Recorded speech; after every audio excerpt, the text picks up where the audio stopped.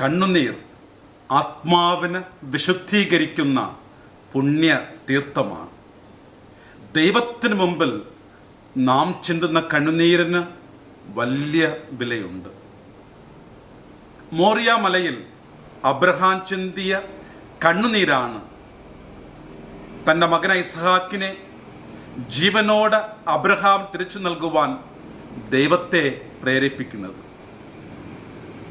ഹവ്വ ചിന്തിയ കണ്ണുനീരാണ് കായീന്റെ മേൽ നിബന്ധിച്ച ശാപത്തിൽ നിന്നും മുക്തി നേടിക്കൊടുക്കുന്നത്.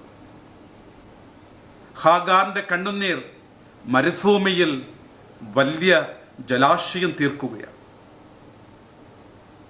ഹെസക്യ രാജാവിൻ്റെ കണ്ണുനീർ അവന് ആയുസ് നീട്ടിക്കൊടുക്കുകയാണ്.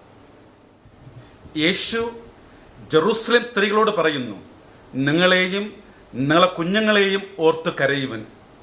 ഈ വിശുദ്ധ വാരത്തിൽ നമ്മളും കരയാം.